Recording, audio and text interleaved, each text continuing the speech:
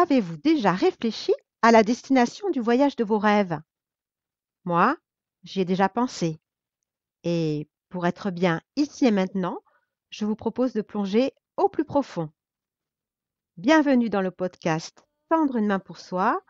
Vous êtes avec Alice Boy, embarquement immédiat, porte numéro 28, hall 2. Savez-vous que les 85 personnes les plus riches du monde possèdent autant d'argent que la moitié de la planète? C'est le message du rapport publié par l'organisation caritative Oxfam qui décrit l'écart grandissant entre les plus riches et les pauvres. Il est effrayant qu'au XXIe siècle, la moitié de la population mondiale, c'est-à-dire 3,5 milliards de personnes, ne possède pas plus qu'une élite, somme toute une minuscule poignée d'individus qui pourrait contenir dans un bus à impérial. La croissance économique se résume à un système d'aubaine pour les plus riches du genre le gagnant rafle tout. Le rapport souligne que les citoyens de la plupart des pays sont conscients que les inégalités ont augmenté. Les riches ont saisi des opportunités aux dépens des pauvres. Dans le quotidien, quand on est sans le sou, qu'on a des dettes, que les huissiers vous harcèlent de SMS en majuscules, d'appels téléphoniques incessants, que le propriétaire qui refuse de faire les travaux de mise aux normes vous met la pression, nombreux sont ceux qui se prennent à rêver de posséder des millions. Cette pensée leur fait du bien. Mais l'argent fait-il le bonheur? Pour tenter de répondre à cette question, un livre m'est immédiatement revenu à l'esprit. Il s'agit de La liste de mes envies de Grégoire Delacour, qui a remporté un vif succès. La liste de mes envies est avant tout l'histoire d'une vie, en l'occurrence celle de Jocelyne Gerbet, dite Jo, 47 ans, et mercière à Arras. Jocelyne est une passionnée de mode, mais n'a pas vraiment la taille mannequin. Elle rêvait d'être styliste à Paris. Elle se retrouve mercière à Arras et tient un blog sur la dentelle. Jocelyne est une femme plutôt timide et réservée, presque insipide. C'est aussi une femme soumise à son mari, dont elle est éperdument amoureuse. Jocelyne rêvait d'un mari aussi beau qu'un acteur de cinéma, mais elle est mariée à Jocelyn. Joe, oui, lui aussi, ouvrier dans une usine et qui n'est pas, pour ainsi dire, un mari attentionné. Jocelyne est une provinciale de classe moyenne qui vit dans un petit pavillon sans prétention. Elle sort dîner de temps en temps avec ses copines, les jumelles un peu faux-folles, mais c'est bien là la seule extravagance qu'elle s'octroie. C'est un peu Madame Tout-le-Monde, en quelque sorte. À la seule exception près qu'un beau jour, Madame Tout-le-Monde va gagner la coquette somme de 18 547 301 € et 28 centimes à l'euro-million. Cette somme pourrait changer le cours de sa vie de manière irréversible. Mais elle se méfie de cet argent tombé du ciel. N'aurait-elle finalement pas plus à perdre qu'à gagner? Au lieu d'encaisser immédiatement son chèque, Jocelyne a préféré attendre. Attendre de savoir si le fait d'encaisser ce chèque allait tout lui apporter ou au contraire tout lui faire perdre. En attendant de le savoir, elle fait d'abord la liste de ses besoins.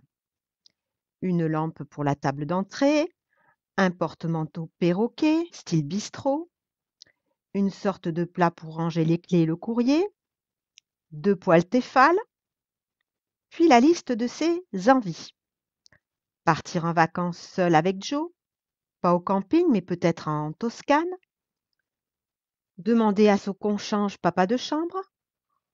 Emmener Romain et Nadine, ses enfants, sur la tombe de maman. Couper mes cheveux. Et enfin, la liste de ses folies. Arrêter la mercerie et reprendre des études de styliste. Une Porsche Cayenne. Un appartement à Londres pour Nadine. Me faire un 90C, j'ai maigri. Le mari, Jocelyn, est un parfait esclave de cette société de consommation. Ses rêves, une Porsche, une belle montre, un écran plat, des DVD, bref, l'idée que posséder et consommer peut vous rendre heureux. Jocelyne s'interroge souvent sur le sens de sa vie, elle qui a perdu tous ses rêves, et sur ce qui la raccroche encore à sa vie. Qu'est-ce qui fait le sens de la vie? La richesse? Les objets de luxe? Sa famille? Son couple? En réalité, la liste de ses envies, c'est avant tout la liste de ce qui la raccroche à la vie. À la lecture de ce livre, il ressort que croire qu'avec l'argent tout est simple relève du fantasme. C'est beaucoup plus complexe que ça. L'argent n'est pas la garantie du bonheur. Alors que le niveau de vie a été multiplié par 4 depuis les années 50, pensez-vous que nous soyons 4 fois plus heureux ou satisfaits que nos grands-parents? Pas du tout. En cas de gain exceptionnel au loto, par exemple, il existe un phénomène d'adaptation. Les gagnants ne sont pas plus heureux en fin de compte, en raison d'un phénomène d'accoutumance. Peu importe ce qui nous arrive, nous finissons par revenir à un niveau de bonheur identique, qui fluctue de temps à autre quand on vit quelque chose d'agréable, mais retombe vite à un point d'équilibre. Quand on a tout d'un coup plus d'argent, cela donne une impulsion, mais c'est un état qui est par nature éphémère. Par ailleurs, des millionnaires peuvent avoir l'impression d'être pauvres et le sentiment de n'en avoir jamais assez. C'est très déconcertant. Le plus efficace contre le phénomène d'adaptation hédonique, c'est de varier les expériences. On peut ne pas acheter à chaque fois la même chose, prendre des chemins différents. Il faut introduire de la diversité dans ce domaine et essayer de dépenser de l'argent pour faire des expériences inédites et éprouver de nouvelles sensations, plutôt que des objets ou des expériences auxquelles on va s'habituer rapidement. Quand on escalade une montagne, on va tirer bien plus de satisfaction de la boisson qu'on va consommer au sommet que si on l'avait consommée en bas sans avoir fait d'effort. Mais inversement, quand on reçoit une grosse récompense, sans avoir rien fait pour l'obtenir, ça peut être aussi très agréable. C'est un phénomène qui va varier davantage en fonction des personnes que des situations. Il y a des gens qui vont se sentir bien mieux s'ils ont travaillé pour mériter la récompense et d'autres non. Mérité ou pas, avec ou sans accoutumance, il n'y a pas de luxe sans argent. Quand on s'accorde quelque chose qui ne correspond pas à notre quotidien, on vit ce changement comme un événement positif, mais il faut savoir que l'effet est de très courte durée. Au fil des ans, les gens sont bien plus heureux quand on les invite à partager de l'argent avec autrui, puisque c'est bien connu, le bonheur ne vaut que s'il est partagé. L'existence ne se limite pas à ce qui est bon pour soi. Le sens de la vie n'est pas de s'élever soi-même dans la société ou de faire avancer ce qu'on aime, c'est de rendre le monde meilleur. Ainsi, la richesse amène de plus grandes responsabilités envers les autres et il devrait être naturel de la partager parce que argent partagé égale argent doublé. Partager, voilà une bonne résolution. Elle nous permettra sûrement de profiter avec plus de bonheur. À partir d'un certain niveau de richesse, peu de choses apportent un véritable changement. Moi, je sais ce qui rend heureux. C'est de savoir se faire plaisir et gâter les autres. Le désir du cœur nous élève, nous nourrit et nous met en joie. Nous devons repasser par nos cœurs pour renouer avec notre intériorité. Certes, mesurer sa réussite à l'aune de son compte en banque permet d'avoir déjà accompli une bonne partie du chemin vers le bonheur, mais il faut remettre l'argent à sa juste place. Si on y réfléchit, l'argent n'est qu'un papier avec des chiffres mis en place pour faciliter les transactions et remplacer le troc. Certaines civilisations utilisaient des coquillages comme monnaie d'échange. En fin de vie, c'est le moment de distinguer l'essentiel de l'important.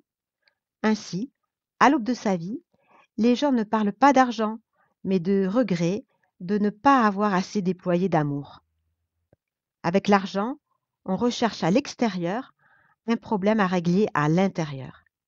Il faut mettre l'attention sur ce que l'on a déjà pour avoir un sentiment d'abondance. J'ai la conviction que finalement l'argent ne fait qu'amplifier ce qu'on est déjà. Si je suis généreux, je le serai davantage. Si je suis heureux, je serai encore plus heureux.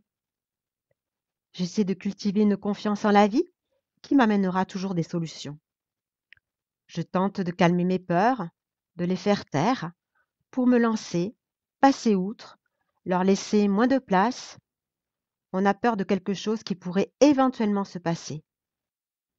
Ce n'est qu'une histoire que je me raconte. L'argent n'a pas été créé pour nous empêcher de nous déployer. Nous avons tous une pépite au fond de nous, un diamant à polir. La société est orpheline de ce diamant que nous n'avons pas encore déniché.